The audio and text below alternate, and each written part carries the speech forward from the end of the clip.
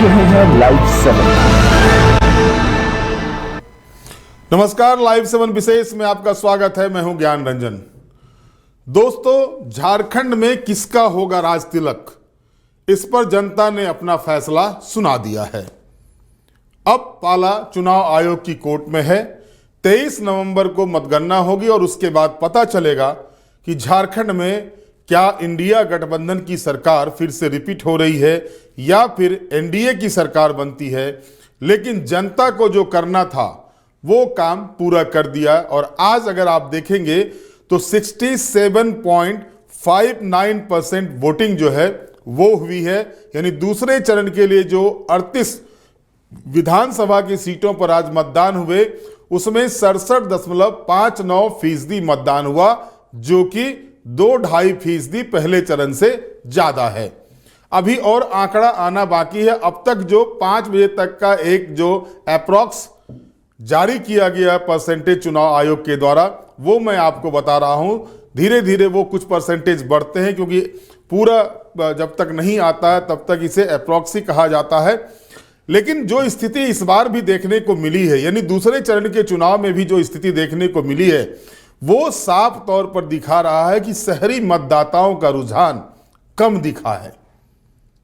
इस बार के भी चुनाव में, यानी दूसरे चरण के भी चुनाव में, ग्रामीण क्षेत्रों के मतदाताओं ने जमकर इस महापर्व में भाग लिया है। आप इसी से अंदाज लगा सकते हैं कि महेशपुर जो 100% ग्रामीण इलाका पड़ता है, ग्रामीण क्षेत्र पड़ता है, वहां सबसे ज्यादा वोटिंग हुई है। यानी 79% वोटिंग वहां पर हुई है, जो सबसे ज्यादा है।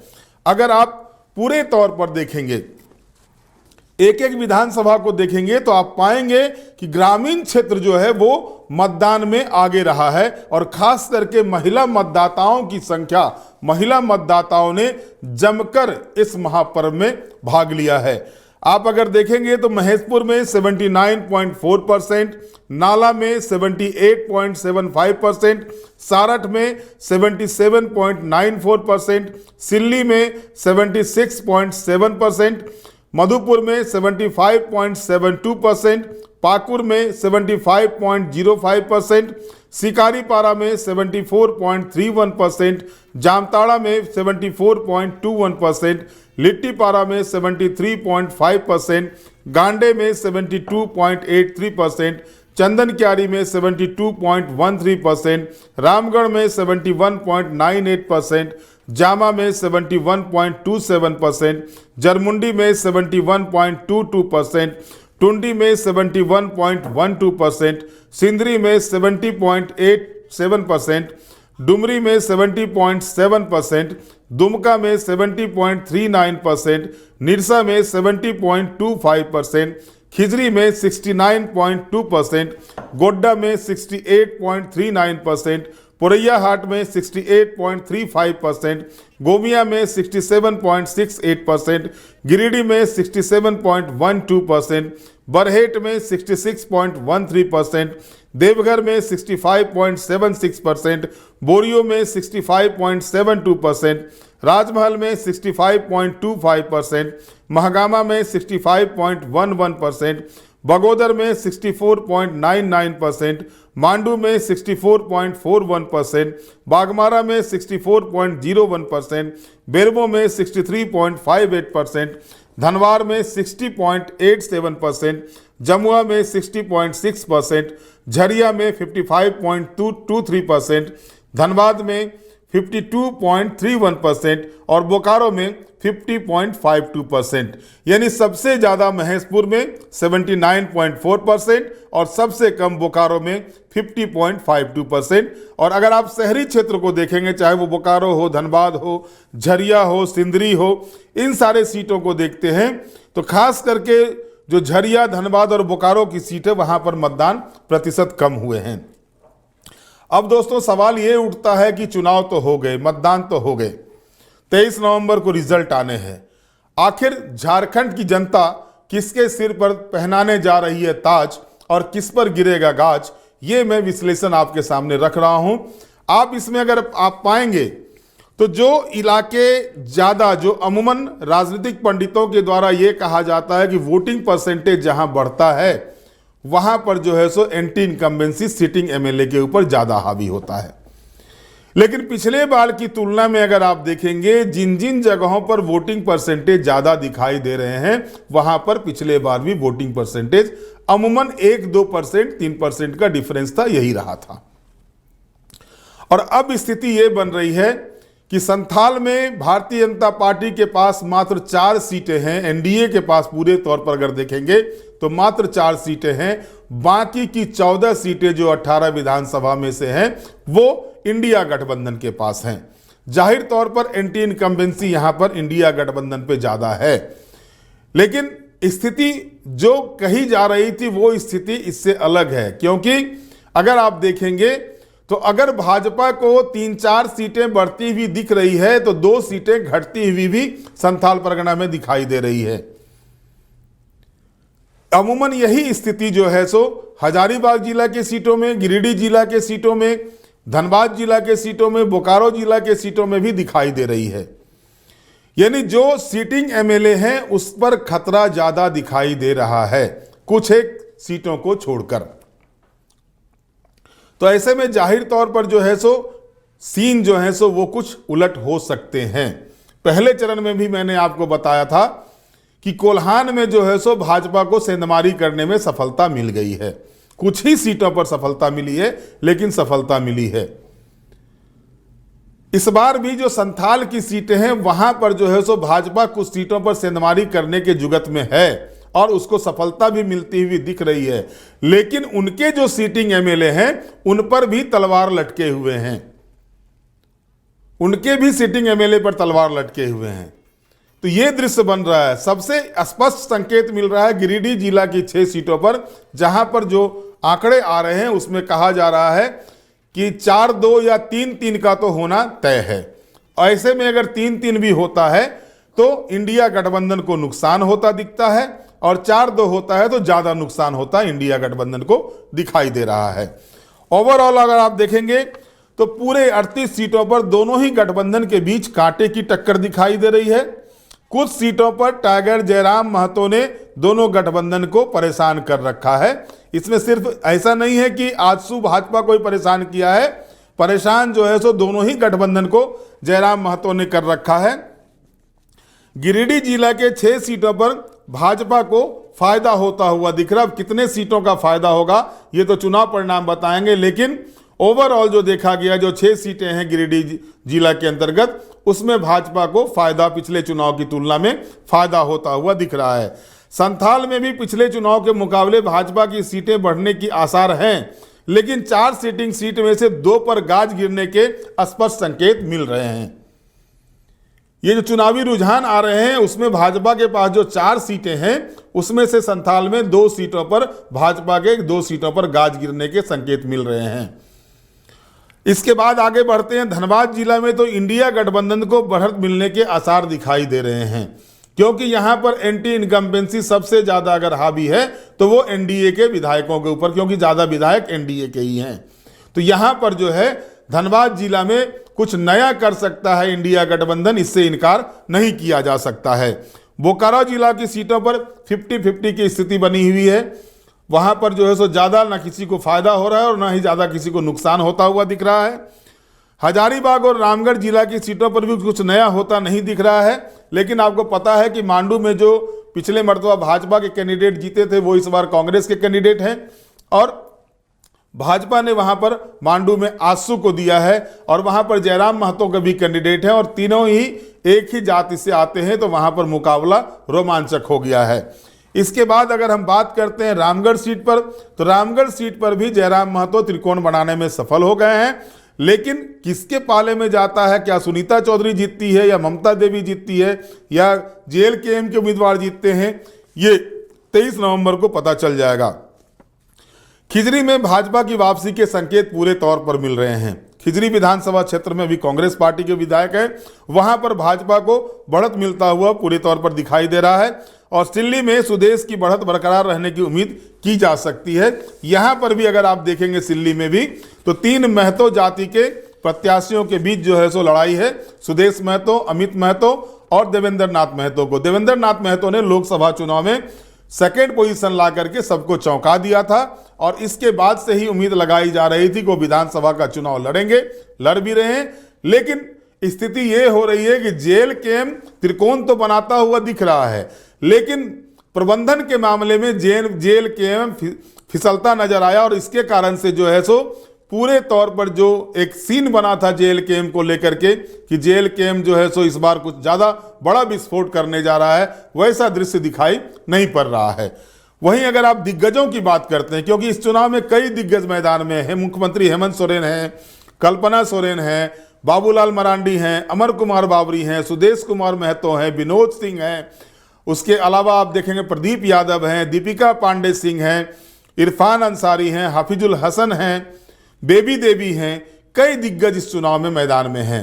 अगर इनके ऊपर आप देखेंगे, यहां पर देखेंगे तो सबसे बड़ी बात यह सामने आ रही है कि नया प्रत्याशी जो भाजपा ने दिया है गमालियल हेम्ब्रम को बरहेट से, वो जो है सो उससे मुख्यमंत्री हेमंत सोरेन को भी कड़ी टक्कर मिलती हुई दिख रही है। लेकिन बरहेट विधानसभा का इतिहास रहा है कि बरहेट में कभी भी भाजपा का खाता नहीं खुला है, यानी सेफेस्ट सीट में से एक झारखंड मुक्ति मोर्चा का बरहेट विधानसभा क्षेत्र है। तो यहां पर भाजपा ने कभी भी जीत का स्वाद नहीं चखा है। जाहिर तौर पर इस बार जो है सो टक्कर है, लेकिन यह कहना कि मुख्यमंत्री हेमंत सोरेन इस टक्कर में फिसल जाएंगे, यह अतिशयोक्ति होगी। यहां पर टक्कर है, लेकिन जो पुराना इतिहास है वो नया होता हुआ भी फिलहाल नहीं दिख रहा है। टक्कर जबरदस्त दिखाई दे रहे हैं। उसी तरह से अगर आप लिट्टीपारा सीट की बात करें, लिट्टीपारा सीट पर भी भाजपा कभी भी खाता नहीं खुला है। भले ही 2004 में 14 में साइमन मरांडी को भाजपा ले आए थे अपने पाले में, लेकिन वो भी जब भाजपा के टिकट पर चुनाव लड़े थे तो वो वहां से नहीं जीत पाए थे। और इस बार जो स्थिति बन रही है, इस बार हेमलाल मुर्मू को झारखंड मुक्ति मोर्चा ने वहां पर टिकट दिया है। साइमन मरांडी के पुत्र दिनेश विलियम मरांडी झारखंड मुक्ति मोर्चा छोड़ चुके हैं, वो भाजपा के साथ जुड़ चुके हैं और इसके बाद से यहां पर भी जो है सो कड़े टक्कर दिखाई दे रहे हैं। बाबूधन मुर्मू जो है सो हेमलाल मुर्मू को परेशान कर रखा है। अब परिणाम क्या होते हैं ये, और इसमें सबसे बड़ी बात है कि परिणाम का अंतर बहुत कम होने जा रहा है। चाहे जो भी जीते, बाबूधन मुर्मू जीते या हेमलाल मुर्मू जीते, जो जीतेंगे परिणाम में जो अंतर होगा, जो परिणाम निकलेगा वो काफी कम अंतर का होगा। राजमहल में भाजपा की हैट्रिक पर विराम लगता हुआ दिख रहा है। यहां पर जो है सो झारखंड मुक्ति मोर्चा ने नया कैंडिडेट दिया है, तो वहां पर भी मुश्किलें भाजपा की दिखाई दे रही है। देवघर में भी सुरेश पासवान और गोड्डा में संजय यादव ने भी भाजपा की राह में मुश्किल खड़ा कर रखा है।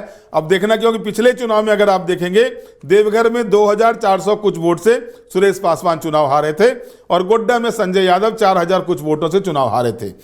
यहां पर देवघर में जो है सो नारायण दास हैट्रिक लगाने के फिराक में है, वहीं अमित मंडल जो है गोड्डा में हैट्रिक लगाने के फिराक में है। लेकिन यहां पर भी दोनों के लिए मुश्किलें खड़ी इंडिया गठबंधन ने प्रत्याशी ने कर रखी है।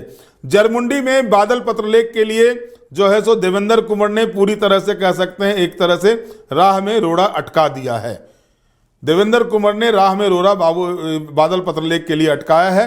अब देखना है चुनाव परिणाम क्या होता है। यहां पर जो है सो इंडिया गठबंधन को नुकसान होता हुआ जरमुंडी विधानसभा क्षेत्र में दिख रहा है। उसी तरह से अगर आप बात करते हैं शिकारीपारा में, ये भी अवैध किला है झारखंड मुक्ति मोर्चा का। यहां पर भी भाजपा का खाता कभी नहीं खुला है। इस बार भी जो है सो यहां पर भाजपा उतनी मजबूत दिखाई नहीं दे रही है, यानी कह सकते हैं कि उस तरह की टक्कर भी नहीं दिखाई दे रही है जो कि लिट्टीपारा और बरहेट विधानसभा में दिखाई दे रही है। तो यहां पर एक अलग दृश्य बन रहा है। नाला से स्पीकर रविंद्रनाथ महतो मैदान में है, चुनावी मैदान में है, और यहां पर जो स्थिति बन रही है नाला में कि इनके लिए भाजपा प्रत्याशी माधवलाल महतो ने मुश्किलें खड़ी कर रखी है। कुछ भी हो सकता है इस सीट पर। उसी तरह से मधुपुर में भी घिरते नजर आ रहे हैं मंत्री हफीजुल हसन। जामतारा में जबरदस्त टक्कर है सीता सोरेन वर्सेस इरफान अंसारी के बीच में। गांडे में भी उपचुनाव वाली स्थिति इस बार नहीं देखी जा रही है। उपचुनाव में जिस तरह से कल्पना सोरेन को लोगों ने एक तरफा प्यार दिया था, कह सकते हैं 20,000 से ज्यादा वोटों से चुनाव जीती थी, लेकिन वो सीन इस बार दिखाई नहीं दे रहे हैं। गिरिडीह विधानसभा क्षेत्र में भी जो है सो पूरी तरह से कांटे के टक्कर दिखाई दे रहे हैं, कोई भी निकल सकता है। और धनवार जो बाबूलाल मरांडी जहां से हैं वहां पर सीट तो फंसी हुई थी, लेकिन निरंजन राय के वापस भाजपा में आ जाने के बाद और उधर दोस्ताना संघर्ष माले और झारखंड मुक्ति मोर्चा में होने का फायदा बाबूलाल को मिलता हुआ दिखाई दे रहा है। बगोदर सीट पर जो है सो विनोद सिंह को कड़ी टक्कर मिल रही है नागेंद्र महतो से, भाजपा के नागेंद्र महतो से। यहां पर भी कुछ परिणाम इधर उधर हो जाए तो कोई आश्चर्य की बात नहीं होगी। बोकारो सीट की बात करते हैं तो विरंची नारायण को कड़ी टक्कर मिल रही है कांग्रेस प्रत्याशी से, जो पूर्व मंत्री समरेश सिंह की पुत्र वधू हैं, उनसे कड़ी टक्कर मिल रही है। यहाँ का भी नतीजा कुछ चौंकाने वाला हो सकता है, तो इससे भी एतराज नहीं किया जा सकता है। चंदन क्यारी से नेता प्रतिपक्ष जो है वहां से चुनाव लड़ रहे हैं और वहां पर आसू पार्टी के जो पहले विधायक रह चुके हैं उमाकांत रजक, वो चुनावी मैदान में, पिछले चुनाव में भी उन्होंने अमर कुमार बावरी को कड़ी टक्कर दी थी और इस बार भी जबरदस्त टक्कर दोनों के बीच में है। बागमारा सीट पर ढुल्लू महतो के भाई शत्रुघ्न महतो चुनावी मैदान में हैं, जलेश्वर महतो कांग्रेस पार्टी से हैं। इन दोनों के बीच में जिस तरह से निर्दलीय प्रत्याशी ने एक तरह से खेमाबंदी की है, वो किसका नुकसान करता है ये देखना दिलचस्प होगा। वहीं अगर हम बात करते हैं बेरमो सीट पर, तो बेरमो सीट पर भी जो है सो स्थिति दोनों भाजपा और कांग्रेस के बीच कड़ी टक्कर है। लेकिन जयराम महतो के एक भाषण ने 2 दिनों पहले जिस तरह से जयराम महतो ने बिहारियों के बारे में कहा था, उसके बाद से बिहारी वहां पर गोलबंद हुए हैं और बताया ये जा रहा है कि जो विनिंग कैंडिडेट होगा उसके पक्ष में जो है सो जो लोग हैं जो बाहर से नौकरी करने के लिए वहां पर आए हैं उनका समर्थन मिल सकता है। झरिया विधानसभा सीट पर सीधी लड़ाई दोनों गोतनी के बीच में है, जेठानी और देवरानी के बीच में सीधी लड़ाई है। वोटिंग परसेंटेज भी कम है, यहां भी चुनाव परिणाम देखना दिलचस्प होगा। निरसा में इस बार जो है सो माले के कैंडिडेट जो पहले मासस से हुआ करते थे रूप चटर्जी, काफी जो है सो उनका ग्राफ बढ़ा हुआ दिख रहा है और इसमें देखना है कि भाजपा ये सीट बचा पाती है या नहीं, ये भी एक कह सकते हैं एक तरह से ये देखना दिलचस्प होगा। टुंडी सीट पर मथुरा प्रसाद महतो के लिए जो है मोतीलाल महतो और भाजपा कैंडिडेट ने जो है सो अच्छी गोलबंदी की है और त्रिकोणात्मक संघर्ष यहां पर साफ तौर पर दिखाई दे रहे हैं। कोई भी निकल सकता है तीनों में से। इसके बाद अगर बेबी देवी की सीट, जो मंत्री हैं बेबी देवी, वहां से जयराम महतो डुमरी से चुनाव लड़ रहे हैं। यहां पर जो है सो सीधी लड़ाई जयराम महतो वर्सेस बेबी देवी हो चुकी है। दोनों में से कोई भी जो है सो निकल सकते हैं इस सीट पर से। उसी तरह से अगर सिंदरी में बात करें तो सिंदरी में तारा देवी का मुकाबला जो है सो आनंद महतो के पुत्र के साथ हो रहा है, जो वहां से पहले विधायक रह चुके हैं। और यहां पर भी माले और भाजपा के बीच में सीधी टक्कर की स्थिति बनी हुई है। यानी ओवरऑल अगर आप देखते हैं चुनावी रण को देखते हैं तो यहां पर साफ तौर पर यह संकेत मिल रहे हैं कि सीटिंग एमएलए जहां जहां है, चाहे जिस पार्टी के में हैं, उसके ऊपर ज्यादा खतरा मंडराता हुआ कुछ एक सीटों को छोड़ दें तो दिख रहा है। और ऐसी स्थिति में जो है सो ये 50-50 के अनुपात में दोनों ही गठबंधन चल रहा है। ओवरऑल अगर आप देखते हैं जो 81 सीटों का, तो इसमें भी सीधे तौर पर जो है सो बहुमत का आंकड़ा पार करता हुआ दोनों गठबंधन से में से कोई नहीं दिखाई दे रहा है। लेकिन महिला वोटरों ने जिस तरह से इस चुनाव में पहली मर्तबा जो है देखा गया है कि महिला वोटरों का उत्साह जिस तरह से देखा गया है, वो कहीं मैया योजना का तो प्रभाव नहीं है, ये भी चर्चा का विषय पूरे चुनाव के दौरान बना हुआ था, या फिर गोगो दीदी योजना के लिए भी महिलाएं वोटिंग कर रही हैं। ये तो चुनाव परिणाम आने के बाद पता चलेगा। लेकिन ओवरऑल देख करके ओवरऑल जो दृश्य दिखाई दे रहे हैं उसमें साफ तौर पर जो है सो पूरी तरह से कहीं पर भी नहीं दिख रहा है कि दोनों गठबंधन में से कोई भी बहुमत का आंकड़ा पार करने की स्थिति में आ रहा है। अब जो निर्दलीय कुछ एक सीटों पर जो अगर बढ़त बनाता है कोई, उस पर दारमोदार हो सकता है। लेकिन चुनाव है, चुनाव में जब तक परिणाम नहीं आ जाते तब तक कुछ सटीक आकलन नहीं किया, सटीक नहीं रिपोर्ट नहीं दिया जा सकता है। इंतजार करना होगा 23 तारीख का। लेकिन इस बीच जनता ने तो अपना काम कर दिया है, राजनीतिक दलों का नींद हराम कर दिया है। 23 तारीख को अब राजनीतिक दल अपने अपने किसके खाते में जाता है, कुर्सी राज तिलक किसका होता है, किसके सिर पर जो है सो ताज सजता है, किस पर गाज घिसती है, सारा कुछ 23 नवंबर को पता चलेगा। बहरहाल आप हमारे साथ जुड़े रहें, हमें लाइक करें, सब्सक्राइब करें। बहुत बहुत धन्यवाद। नमस्कार।